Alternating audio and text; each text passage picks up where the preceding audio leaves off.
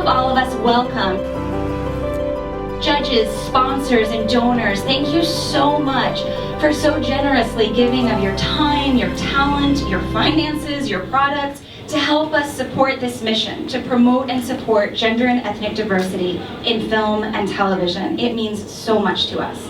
And for you filmmakers, whether you're joining us here live or whether you're joining us via the live stream, and I know we have filmmakers this year, this is truly a global competition. We have filmmakers this year from New York to Los Angeles to India to Pakistan to Korea to Turkey. All of you, welcome. We are ecstatic to have you here, ready to write the next chapter in diverse and cutting-edge entertainment. No pressure. We entered last year as a team, and we did really well. We came in second place, so we have an added pressure this year to kind of show up. It's very daunting, but it should be fun. It's always fun, at least. And I mean, last year was so good. It was the first year that the shootout went over to LA, at least the top 10 films did, and got exposure over there. And then in addition, it had a showing on public access TV on NYC Life, so that was great, and it was all a surprise, kind of happened as it unfolded. Yeah. Gotta go, people.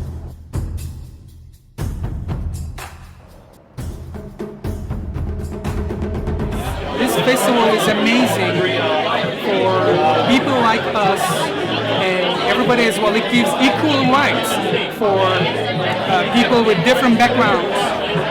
So the only important thing is the creative mind, your ideas, and just get your crew together and just do something. And that 72 hours actually puts you in a mind that, you know what, I have to do this. So I'm going to begin, guys, by asking all of you to make a superficial assumption. Pick a random person and make an instantaneous, snap judgment about what you think their nationality is. And note that I didn't say race or ethnic background. I said nationality. In other words, what country or countries are they a citizen of? Okay, have you guys actually done it? Yeah? All right, I'm going to tell you guys my nationality. So I'm actually a citizen of 2 countries. I was born and raised in the United States, so first and foremost, I am an American, but I'm also a citizen of another country. Can any of you guess it? And no fair guessing if you already know. Okay. I am also a citizen of Ireland. What? I guess it surprises some of you. Well, if it surprises you, I ask why. Is it possibly because of an assumption that you made based on my racial background? Just curious. So my racial background is Eurasian, one parent of European descent, one parent of Asian descent. And over the course of my life, many of my fellow Americans have asked me, what is your nationality? You're so exotic looking. And the question is so interesting because it rests on this assumption that if I am not 100% Caucasian or of European descent, that somehow there's this default supposition that I'm not American. Or, to put it another way, that if I were to be 100% Caucasian, there'd be this default supposition that I am American, as opposed to a citizen of Germany, or France, or Korea. So I can't imagine that I am alone in this. Has this ever happened to any of you? Yes. Yes. So, does that bother you? Yes. Yeah, right? Okay. I am also an actor. I know there's a lot of actors out here. SAG-AFTRA represents. And acting is a profession in which we are judged superficially, right? We're judged by the way we look all the time. Like, I don't think a lot of people think about it, the racial obstacles, I guess, in casting, because a lot of my friends, you know, can fit any sort of American family, and I kind of can't. I can blur a couple lines, but not really. But so when you think about, you know, like Sandra Oh and Grey's Anatomy and stuff, like I really look up to her career because she has had a great career for doing, you know, blind casting and having a great part and not playing an Asian stereotype. A lot of the roles that I get auditions for are, you know, the school nerd. I've been told I should take up karate. I should learn to sing I Speak 6 Languages from Spelling Bee to keep that in my book, you know, and because I'm going to need it. And, you know, well, okay, yeah, like I guess I could have that, but that's not what I want to, you know. It's not because I'm an an actor and I want to go out there, and I'm primarily actually right now I'm going for musical theater mostly. It sucks because there's only a few roles out there for me that are not ensemble.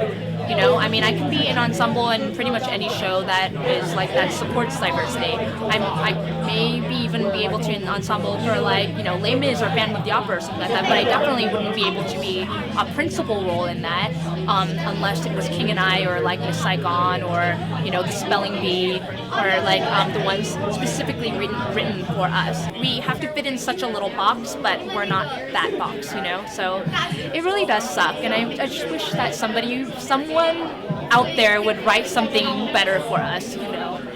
But now I'm combining acting and producing. And for all of you actors out there that are competing in the shootout, all of you actors that have registered, that have formed a team, that are making your own film, you're producers now too. And producing gives us power.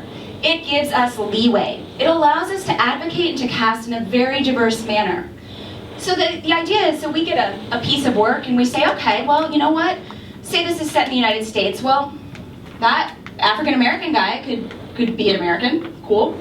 That Asian guy, woman, she could be an American too. The Latino woman, she can be it. The Indian man, perfect. So it's your talent that gets you the role, not your color. Colorblind. I can see colors, and the world is made of color. Not just shades and hues, but in personalities and touch.